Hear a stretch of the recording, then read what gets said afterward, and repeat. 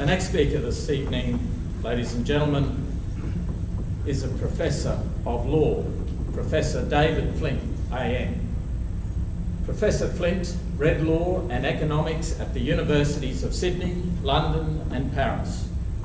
After admission as a solicitor of the New South Wales Supreme Court in 1962, he practiced as a solicitor from 1962 to 1972 before moving into university teaching, holding several academic posts before becoming Professor of Law at the Sydney University of Technology in 1989. He is an Emeritus Professor of Law, Chairman of the Australian Broadcasting Authority and Associate Member of the Australian Competition and Consumer Commission from 1997 to 2004. He is also the President, English Speaking Union and National Convenor of Australians for the Constitutional Monarchy. He was Chairman of the Australian Press Council from 1987 to 1997. In the same years, he was Dean of Law at the University of Technology, Sydney. During his term, significant changes to the Australian legal education system were made. Now, I have a list of them here. Trust me, it is long, it is extensive, and it is very, very impressive, but too much for me to read out tonight. Professor Flint is the author of numerous publications. His publications include books and articles on topics such as the media, international economic law, Australia's constitution, and on Australia's 1999 constitutional referendum. He was recognised with the award of the World Outstanding Legal Scholar, World Jurist Association, Barcelona in October 1991, and he was made a member of the Order of Australia in 1995. Ladies and gentlemen, welcome to the podium tonight, Professor David Flint.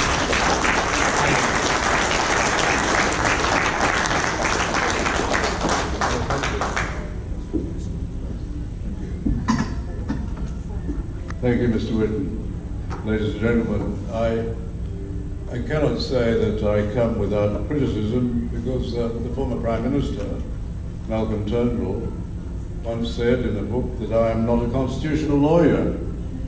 That book was a book of his diary concerning fighting the referendum. It was called Fighting for the Republic. Julian Leeser at the time said it should have been called Whinging for the Republic. If I were speaking to you at some time in the future, I would be saying something like this. So a few years hence, I am absolutely delighted to be invited to speak in Cairns, the capital of North Queensland, to one of the country's preeminent think tanks, the North Queensland Foundation, formerly known as Boot Brisbane.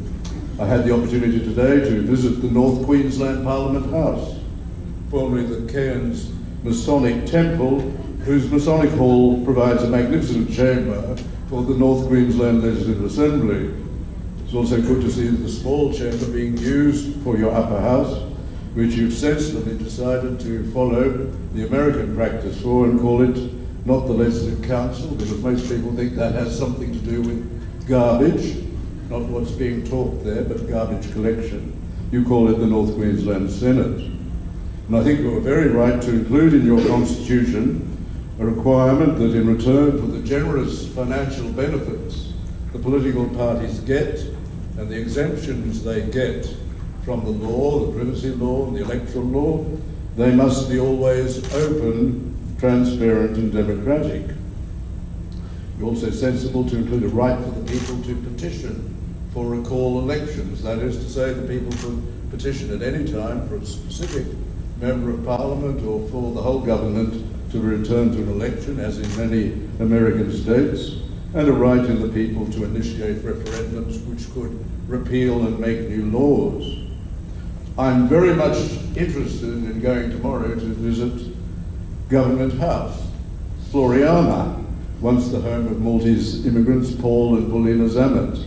I'm particularly interested in seeing the restoration, including that of the large ballroom which had been turned into flats in the 1940s.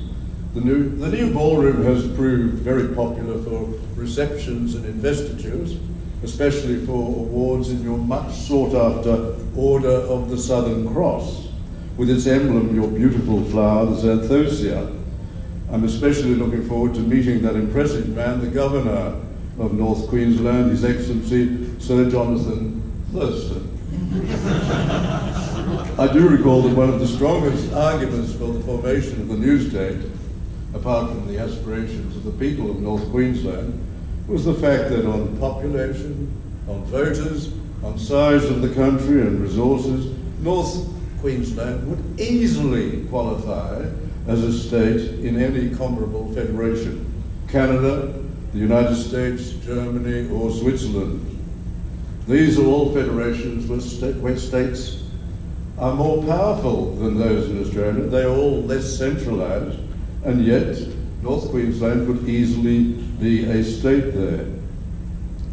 According to expert reports, the degree of over-centralisation both in the States and in Canberra in Australia, and the degree of over-regulation and the results of this, costs us between 10 to 21% of our GDP. Our GDP in 2017 was 1.69 million.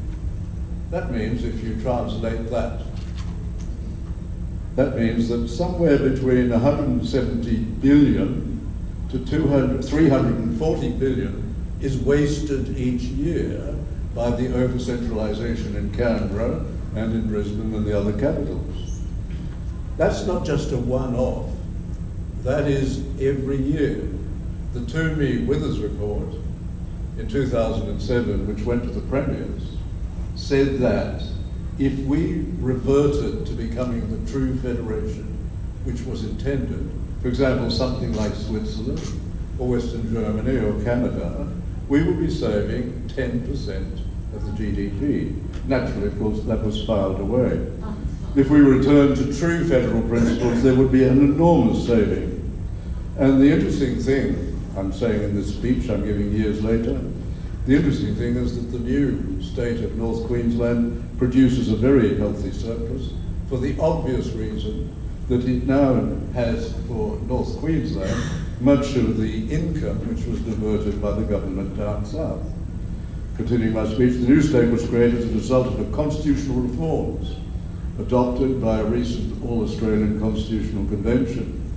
This led to the creation of North Queensland as well as movements for new states elsewhere, especially in New South Wales and Victoria. That's what I would be saying if I were to come back in a few years' time. But let me return to October 2018. I'm very impressed by the new organisation. I think it's wonderful. And I like the name, Boot Brisbane. I think it will lead to similar organisations in other states.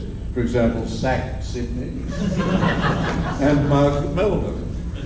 And nationally, to restore the federation and stop Canberra pushing its nose into state affairs, as David said, for example, into education, which is not a Commonwealth matter, it's a state matter, and returning to its core duties where it is so poorly performing, such as defence. For example, we only have 21 layers of fuel in this country. If we were to find that there were problems to the north, how on earth would we move our army around? And we wouldn't be wasting, we wouldn't be allowing the raiding on the defence budget that Labor started and the coalition has increased substantially. That is, using the defence budget to shore up seats which are marginal, which are held by the coalition, particularly seats in South Australia. Coming to new states, it's clear that it was always intended that there would be new states in Australia. And we've seen section 124 on the screen. The point is that it can only be created, a new state can be only created from an original state with the consent of the Parliament of the original state. The weakness here, and we have a wonderful constitution, but obviously being human, there are some weaknesses. For example, that the High Court is appointed, judges of the High Court are appointed by the central government, the federal government. It would have been better if appointments to the High Court rotated between the states so that you had more Queensland judges so you had more West Australian judges, and so that you had at least one South Australian judge. That would have been better. There are weaknesses in the Constitution, and this is very much a weakness. The politicians will always be reluctant to cede power. You'll never find the politicians of any state willing to agree to the formation of a new state. It's interesting when you go back to the convention debates. The convention held before federation, you'll find that the question of North Queensland and the question of Central Queensland was actually discussed in the convention. And there was a proposal for a new clause, an additional clause to go into the Constitution to reserve the powers of the Crown, that is the British Crown, the powers of the Crown to subdivide Queensland into 3 states. Edmund Martin, our first Prime Minister, suggested that the clause be withdrawn. It was a proposal for the clause. He said, please withdraw it. We must first consult with the Premier of Queensland, which they did. They consulted with the Premier of Queensland, and he telegraphed that this would endanger the passing of federation by Queensland. Queensland might not join the federation if this were passed, but it had the strong support of 2 interesting organisations, the Northern and Central Separation Leagues. So you had 2 organisations saying they wanted it. Finally, the convention decided that it wasn't something that they should risk, otherwise they might lose Queensland from the federation. The wonderful thing about a federation is the competition that can exist between states, as David has told you. Many people will say we should abolish the states, get rid of them and just have municipalities and shires, and also have the central government. That would be a very bad thing. And I think this state, the state of Queensland, has demonstrated in a classic case the great advantages of competition between the states. And that was years ago when Sir Joe Bjelke-Petersen, against the advice of his treasurer, against all economic advice, decided he would get rid of death duties. At the time, I was an alternate clerk in a law firm, and I'd seen how terrible death duties are. They can really be a cruel tax, particularly on small business and even worse on farms, because the tax is imposed at the very time that the family is suffering. They've lost the principal person in the family, and then they receive a bill from the government to surrender about 30% or something ridiculous of the value of their property. And if you've got a farm, it's very difficult. They may already have mortgages. It was very difficult to raise that 30%. You would have to sell off part of the farm to pay that. It was a very cruel and wicked tax. The very rich did not have to pay it because they had the lawyers and the accountants to engage in schemes to avoid the tax. And of course the poor didn't pay that because they didn't have the assets. It was the middle class who were particularly affected, and worse, the farmers. So Joe abolished death duties, and what happened?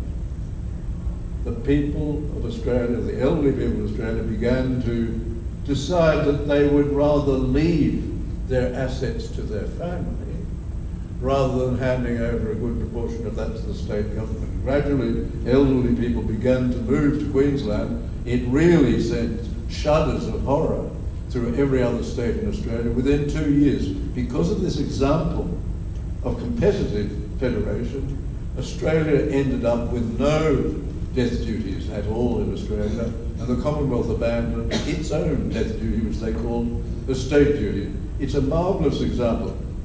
That would not have happened. We would still have death duties if we had no states. If we just had municipalities, we just had a central government, they would decide exactly what they wanted to do, and you'd never have that sort of example. So what should you be doing? I was in the engine room of the 1999 referendum campaign. That was a campaign when over 2/3 of the politicians, probably more, jumped onto the bandwagon for a republic. And they did that not because they believed in it, they ripped up, shredded their oaths of allegiance. They did it because they were told by the commentariat, by the media, and by the Republicans that this republic was inevitable. And they believed that, and they jumped onto that bandwagon. And it was supported by every newspaper in Australia, by the ABC, the SBS, and eventually all of the new state would be much better off and much more in control of its destiny and the use of its resources than being part of a larger state. I would suggest a pincer movement, firstly that you continue doing that, but knowing that the politicians in Brisbane are really the ones which are going to decide this, and they will do anything to stop it from happening, even if there's enormous pressure from North Queensland. It's going to be very hard to get them to do it. And they're quite likely to be as tricky as they were in New South Wales, and to arrange a border which would con the people of North Queensland, or the people who are running the campaign, into having some sort of border which will ensure defeat. That's what happens in New South Wales. I think you have to campaign, as in the military, from both sides, not just frontally, but from the other side. That doesn't have to be the organisation, but the people really have to do that. The second part of that pincer movement, I think, is a campaign for the significant reform of the Australian Federation. The fact is that representative democracy in Australia and the two principal political parties have been captured. They no longer are controlled by their members. They are controlled by small cabals of power brokers. And too often in pre-selections, we see it all the time, too often in pre-selections, the pre-selection is decided not on merit. The pre-selection is decided by the loyalty of a particular candidate to the power broker. So you get into Parliament people who are self-interested, who have a loyalty to a particular power broker, but they have no national and no state interest. I think we're in a situation now which is the worst we have seen in this country. And we've, at the same time, become more centralised. Much more power is in Canberra than in the capital of any other federation in the democratic world. In Switzerland, in Germany, in Canada, or the United States. We're in a situation where 80% of taxes are collected by Canberra. Half of that is handed back to the states, and a good proportion of that is handed back with instructions on how to spend it. So the sovereignty of the states has been removed. The states, in many respects, become puppets of Canberra. And that means that Canberra, trying to do things like get involved in school education, mismanages that. And we've heard what's happened with Canberra and the schools. The standards of our schools are falling, particularly in mathematics and in literacy, as David mentioned. In one respect, our standards are now lower than those of Kazakhstan. Our standards are much lower and falling, constantly falling, in relation to the countries to the north, where they use old systems of education, where they have the teacher out the front, where the children learn by rote the basic parts of education. They give the education which was given to me when I was a boy, and it is much more effective, not the new theories of education which are practiced. And with two organisations, state governments and the federal government, running or trying to run education, it's like having two drivers in a motor car. It's uncontrollable. What happens with education is other forces slip in. Cultural Marxists slip in, and they end up introducing into the educational teaching such matters as gender change, gender fluidity, and all sorts of ridiculous things, instead of concentrating on core matters. That's where our federation is, and what we need is to look at that. I often suggest to people that I cannot identify one significant problem which, if it were not caused by our politicians, has been made significantly worse by them. I can't identify one significant problem in this country, which, if it was not caused by the politicians, has been made significantly worse by them. And I find people cannot identify such a problem. Sometimes they say the drought. But the problem is the politicians have failed, since I was a little boy, in a project to drought-proof the country. The last time we built a dam for Sydney was Warragamba. Unfortunately, we did. It was a dam for a city of 1 million people. Now it services a city going up to 5 million, but we have no more water than that. And we're not, because we don't drought-proof the country, we're not fulfilling our vocation of being the food basket of Asia of the world, but worse, as one farmer was explaining to me carefully the other day, we are gradually becoming net importers of food in the most ridiculous areas where we should be depending on our own farmers.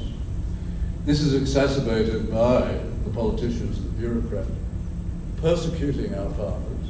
They're treated like kulaks in the old Soviet Union. I'm told they're even subject to satellite surveillance, and they're massively fined if they move a rock or feed their starving cattle with mulga.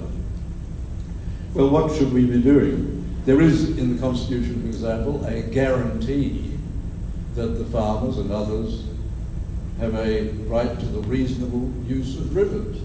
That's a guarantee in the Constitution. Our founders spent a couple of weeks at the last session in Melbourne putting that into the Constitution.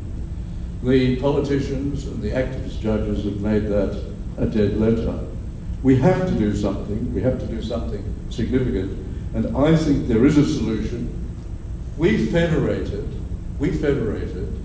by taking the question of federation away from the politicians. It became obvious at a meeting in Corowa in 1892 that we were never going to federate if we left it to the politicians of the 6 colonial parliaments. Because what happened was a constitution was developed by a convention, then sent to each of the colonial parliaments. They then squabbled among themselves. Had that question not been taken from them, we would probably be now 6 independent, separate countries, something like South America, without the disorder, but separate countries. We would never have federated. In Corowa, in 1892, John Quick proposed, and his name should be known by every child in every school in Australia, but he's not. John Quick proposed that in future, this question should be sent to a convention elected by all of the people, and that convention should consult with the politicians, but then send the Constitution directly to the people, with the people by referendum deciding whether or not they would accept it. Well, there had to be 2 rounds of referendums, because the people of my state, who, as you know, are difficult people, our state rejected it, so it had to be done again, changed and done again. And then it had to be taken to London, because of the colonial status of the 6 colonies. It had to be approved by the British Parliament. That whole process, that extraordinary process, took only 4 years. It was done without any violence, without any deaths, wars, without any punch-ups anywhere, no recorded ones. It was an extraordinary, sophisticated effort by our country, of which we should be extraordinarily proud. No other country has ever done this before. In 4 years, in New South Wales, the New South Wales government can't lay a tram track down George Street in 4 years. It's going to take about 6 years. But it was absolutely wonderful. What we need is to look at that lesson. We must always learn from history how sad it is, how absolutely sad that the children of this country are not being taught the history of this country, how we were formed, and the things that were achieved. What we should be doing is learn from history and use and go to the people. There's much more common sense in the average Australian than there is in the politicians. No reason why they should be better than anybody else. They're not so specially gifted. We should hold another convention to review the Constitution, and that would allow us to give us back our country, which is the name of a book I read a few years ago. The Corowa Conference sets out the way to do it.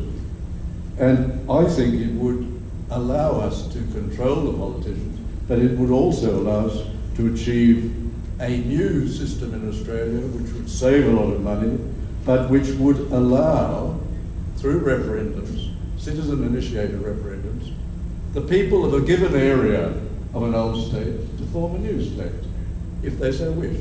You could have a petition in this part of the country, and I think it would be more likely that the people of Queensland, seeing that North Queensland wanted to split, I would think that the people of Queensland would probably agree with that, much more than the politicians would in Brisbane. We're in a desperate situation today.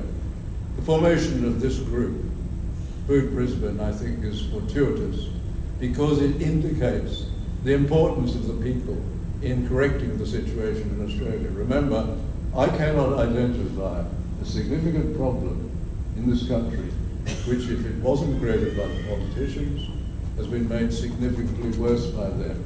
The important thing is that the people rule. And I think if you continue what you're doing, if you continue in your brilliant education campaign, as we saw in the slides tonight, to demonstrate that North Queensland would be far better off without being part of Queensland, but also by requiring that there should be some form of reform, a general reform of the Constitution of Australia to improve governance across the country, this would be a significant achievement. Thank you very much.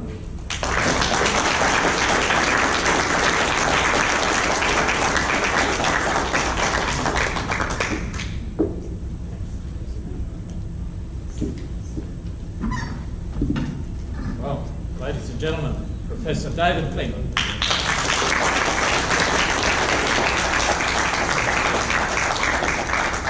Professor Flint, if I could just say to you that if Malcolm Turnbull said to you that you're not a constitutional lawyer, then I put it to you that Malcolm Turnbull is not a Prime Minister and never has been. Well, ladies and gentlemen, that concludes our formal part of the evening. We've had 4 wonderful speakers here tonight who have been articulate, persuasive and very entertaining. I might just add to you that Boot Brisbane has no money, there's no bank account, there is no sponsorship, there is no nothing. All of this is done out of individuals' own pockets. So join with me in thanking our 4 speakers this evening, Mr. Bill Bates, Mr. Bill Castle, Mr. David Hello, and Professor James